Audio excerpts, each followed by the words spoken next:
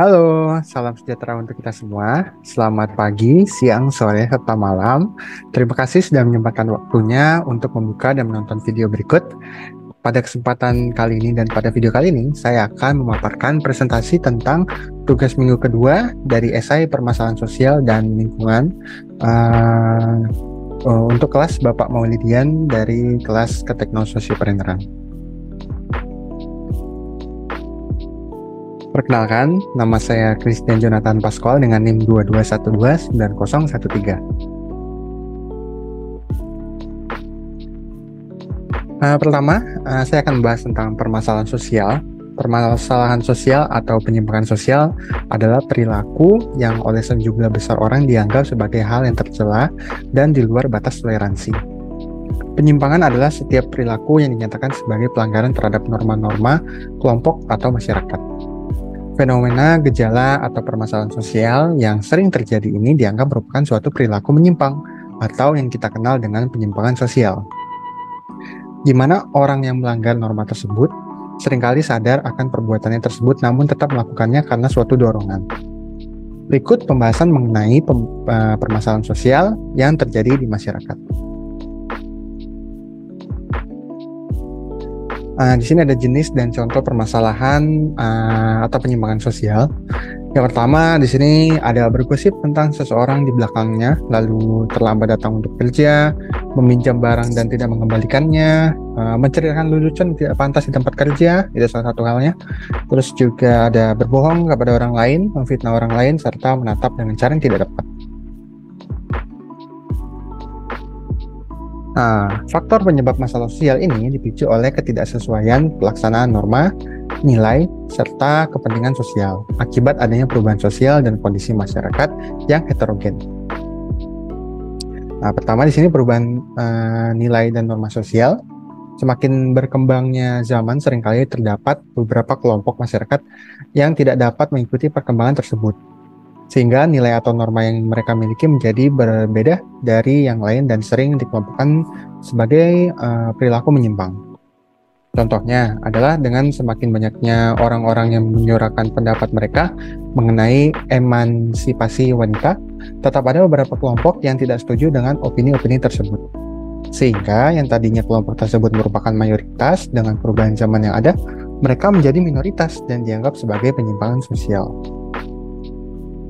Selanjutnya, yang kedua, proses sosialisasi yang tidak sempurna merupakan penyimpangan yang terjadi kepada seorang individu karena kurangnya edukasi ataupun sosialisasi mengenai norma yang baik dan benar.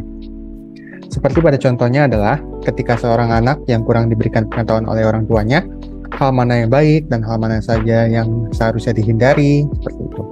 Keluarga sebagai agen sosialisasi utama yang dapat sangat menentukan penilaian dari anak tersebut.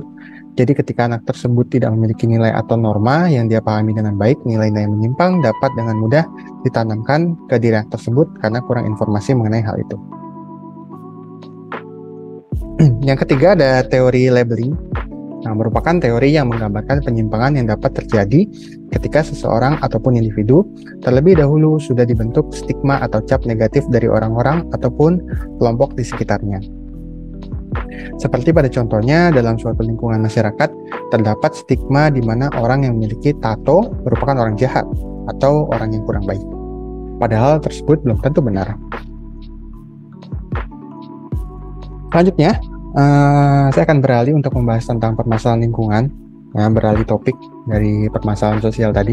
Permasalahan lingkungan di sini, lingkungan itu merupakan bagian dari bumi yang mencakup makhluk hidup seperti manusia, hewan, dan tumbuhan, dan benda lainnya seperti air, tanah, udara, ataupun sumber energi yang ada di dalamnya dan menjadi satu.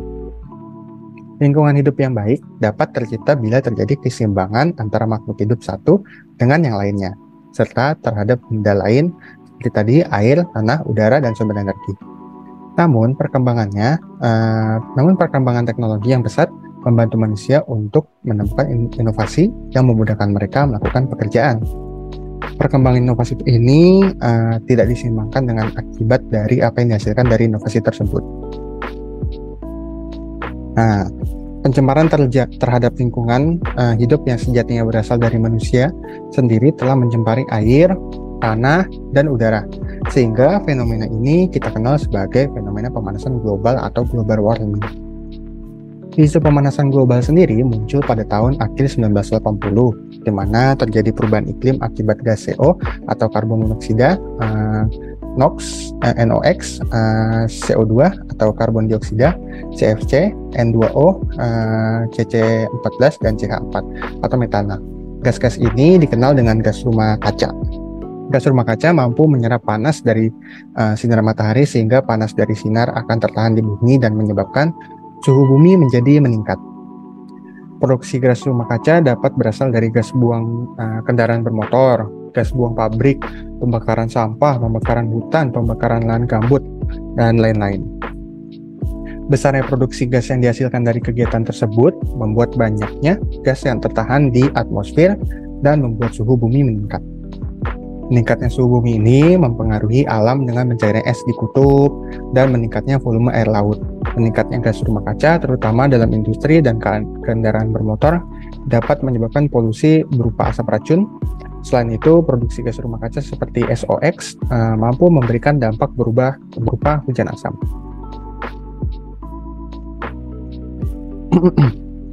Nah, regulasi terhadap isu lingkungan pun diberlakukan oleh beberapa negara. Sebagai pembelajaran dan pembiasaan terhadap warga negaranya untuk lebih peduli terhadap lingkungannya, sebagai contoh mengurangi konsumsi kantong plastik dengan membeli kantong plastik berbayar. Sistem ini memaksa kita atau manusia untuk lebih bijak lagi memilih kantong belanja dengan harapan dapat mengurangi penggunaan kantong plastik. Regulasi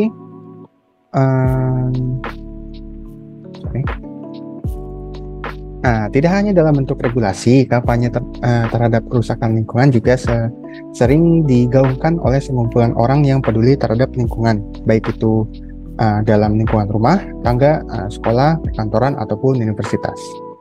Universitas merupakan tempat di mana mahasiswa dan kaum intelektual berkumpul. Universitas tempat di mana mahasiswa mampu menjadi pribadi yang kreatif dengan minat dan kemampuan yang dia miliki, dan universitas juga tempat yang tidak hanya sebagai tempat belajar namun riset dan juga mengabdi baik untuk masyarakat sekitar ataupun negara. Nah, sekian untuk penjelasan pemaparan materi saya dari esai pertemuan minggu kedua tentang permasalahan sosial dan juga permasalahan lingkungan. Saya Christian Yunatan, terima kasih, sampai jumpa di video selanjutnya.